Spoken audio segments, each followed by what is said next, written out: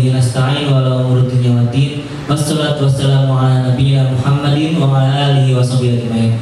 Asyhadu an la ilaha illallah wa asyhadu anna Muhammadan abduhu wa rasuluh la nabiyya ba'dah. Rabbi shrah li sadri wa yassir li amri wa hlul 'uqdatam min lisani yafqahu qawli. Alhamdulillah kita bisa berjumpa lagi di kesempatan kali ini di kajian inspirasi pemuda yang ini diadakan oleh Yayasan Al-Ummah bekerjasama dengan AMI Unikal. Salawat serta salam mari kita bacakan kepada Nabi kita, Nabi Muhammad SAW,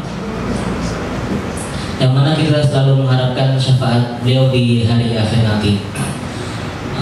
Pertama-tama mari kita buka dulu kajian pada kesempatan kali ini dengan membaca basmalah bersama-sama. Bismillahirrahmanirrahim. Insyaallah pada kesempatan kali ini kajian kita akan bertema ibadah taat prestasi hebat. Mungkin kita mulai dulu dari makna ibadah dulu, kira-kira seperti apa tuh?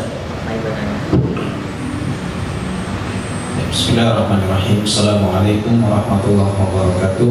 Waalaikumsalam. Bismillahirrahmanirrahim. Wassalatu wassalamu ala Rasulillah wa ala alihi wa sahbihi wa ala ma ba'da. Baik teman-teman semua yang dimuliakan oleh Allah Subhanahu wa taala, kesempatan pagi hari ini tema kita tadi yang sudah disampaikan oleh Ustaz Izzuddin, yaitu ibadah taat prestasi hebat. Kenapa enggak taat ibadah prestasi hebat? Ya sama aja. Cuman mungkin di sini tim kreatif ingin sajak akhirannya ini seperti pantun, ibadah taat prestasi hebat. Iramanya sama. Iramanya sama dalam bahasa Arab sajuat al-qafiyah, ya kan? Itu jadi persamaan di akhir bait gitu kan. Nah itu harus sajaknya sama, qafiyahnya itu kan menambah keindahan linguistik. Nah seperti itu. Jadi ibadah taat prestasi hebat, akhirannya at semua. Bisa kita balik taat ibadah prestasi membuncah. Nah bisa aja seperti itu. Bisa aja. Jadi intinya tadi sudah disampaikan, makna ibadah dulu kita mengenal. Ya, secara bahasa ibadah ini dari kata abada ya'budu, ibadah yang artinya adalah abada ya'budu. Ini kata kerja fi'il yang berarti adalah menyembah atau menghambakan diri. Karena makna dari abdun itu adalah hamba. Hamba dalam konotasi kita sebagai manusia yang bebas pun kita adalah hambanya Allah. Atau secara makna yang lain, hamba sahaya. Hamba sahaya adalah seorang budak. Dan budak ini orang yang tidak mempunyai kebebasan seperti manusia yang bebas pada umumnya. Makanya ada istilah hur, orang bebas, orang merdeka. Dan ada istilah abdun, adalah budak atau hamba. Abdullah, hambanya Allah, berarti secara makna yang lebih dalam lagi, kita ini adalah budaknya Allah Subhanahu wa ta'ala. Apa sih istimewanya menjadi seorang budak? Kalau budak ini nggak taat sama majikannya atau sama sayyidnya, bisa-bisa marah nih kan, majikannya atau sayyidnya ini, dan budak bisa jadi dijual. Dan berapa banyak budak yang dianiaya sama majikannya karena nggak taat, kan seperti itu. Jadi ibadah adalah menghambakan diri. Ibadah kepada Allah yang secara bahasa adalah at-tadallul, jadi merasa hina, menghinakan diri. Wal khudu, tunduk. Wal inqiyad, dan pasrah. Jadi ibadah secara bahasa adalah merasa rendah, tunduk, dan pasrah. Seorang hamba sahaya pasti dia akan merasa tunduk, takut, dan juga pasrah kepada majikannya atau kepada tuannya. Ini secara bahasa. Kemudian teman-teman semua, makna ibadah secara syar'i atau secara istilah, ya, secara terminologi, secara syariat ini adalah yang paling populer ini apa yang disampaikan oleh Syekhul Islam Ibnu Taimiyah rahimahullah taala, beliau mengatakan ismun jami'un likulli ma yuhibbuhu Allah wa yardah min qaulin aw fi'lin zahiran aw batinan. Jadi yang dinamakan dengan ibadah adalah sebuah nama, sebuah istilah, apapun itu yang mencakup yang apa saja yang disukai oleh Allah dan diridhoi oleh Allah, baik berupa ucapan, baik berupa perbuatan secara zahir atau secara batin. Contoh secara zahir, ibadah di dalam hati, kita ikhlas kepada Allah, ya kan? Ibadah dalam hati kita ini tidak riya, ya, kita tidak tidak mengharap kepada selain Allah, hanya harapan kita hanyalah kepada Allah semata.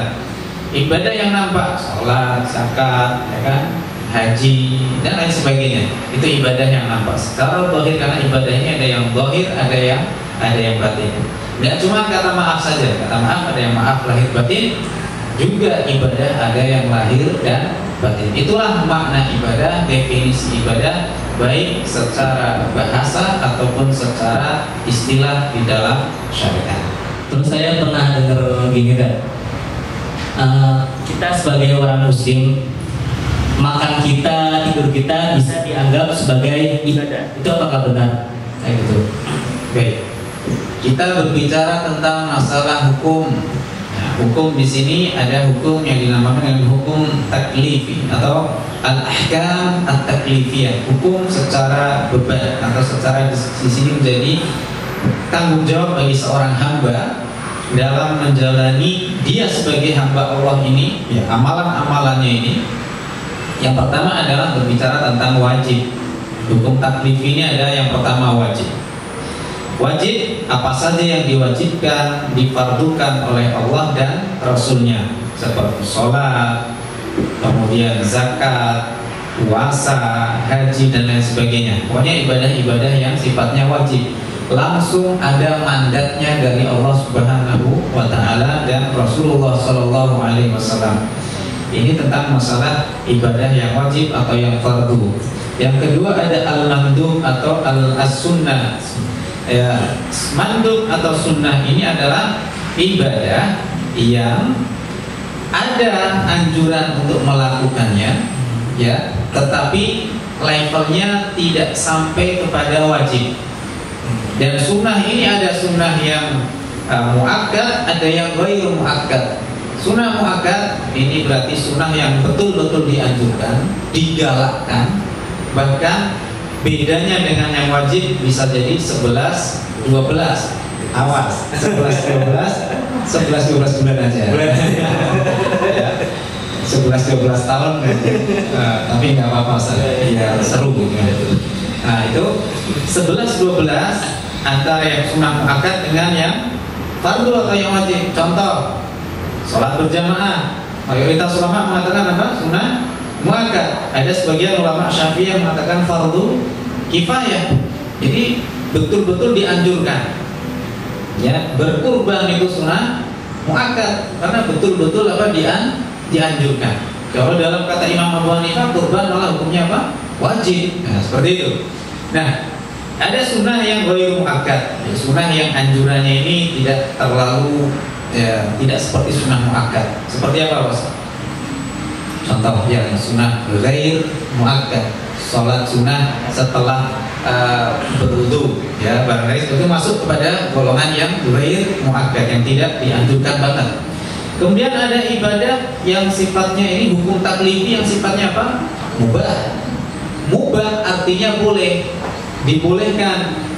Jadi segala sesuatu yang dibolehkan ini biasanya tidak ada ancamannya. Dilakukan yang monggo, tidak dilakukan juga silakan, nggak masalah. Seperti makan dan minum.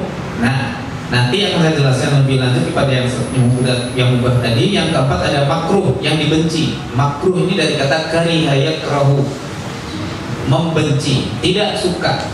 Makruh berarti dibenci. Jadi hukum makruh ini sebenarnya dibenci sama Allah sama Rasulnya. Awas, hati-hati, jangan bilang hanya makruh orang apa-apa. belum haram gitu. Belum haram gitu kan. Jadi makruh ini udah dibenci gitu kan. Dan makruh ini ada dua juga. Ada makruh yang tanzih, ada makruh yang tahrim. Tanzih ini hanya lebih kepada etika tanzih ya kan. Tetapi kalau makruh tahrim ini sudah mendekati haram. Nah, kalau tadi sunnah muakkad mendekati haramnya itu 11-12, kalau makruh tahrim ini mendekati haram pun juga hampir 11-12. Nah, hati-hati nih. Jangan terjebak ya mentang-mentang makruh wis ora apa-apa, enggak apa-apa. Enggak sampai haram kok gitu kan. Tapi kalau sering dilakukan pun bisa jadi ini menjadi sesuatu yang haram. Untuk kemudian yang terakhir adalah hukum taklif, yang kelima adalah haram. Itu jelas kalau dilakukan mendapatkan dosa, kalau ditinggalkan mendapat pahala. Nah, teman-teman semua yang dimuliakan oleh Allah, nah makan minum tadi yang asalnya adalah hukumnya mubah, kemudian bisa menjadi bermakna ibadah, bahkan ma'juran, bahkan diberikan pahala oleh Allah kalau yang mubah itu kita niatkan dengan niat apa? Ibadah, atau niatkan dengan lillah. Ya Allah, saya makan tidak hanya untuk menghilangkan lapar atau membuat saya kenyang karena saya bernafsu untuk makan ini makanan, tetapi saya makan supaya saya mendapatkan nutrisi, saya mendapatkan kekuatan sehingga saya bisa melakukan aktivitas-aktivitas ibadah yang bermanfaat dan menunjukkan saya ini sebagai seorang hamba yang taat kepadamu ya Allah. Maka insya Allah makan dan minum kita yang asalnya adalah tadi mubah menjadi lillah, menjadi bermakna ibadah, dan insya Allah akan diberikan pahala oleh Allah Subhanahu wa ta'ala.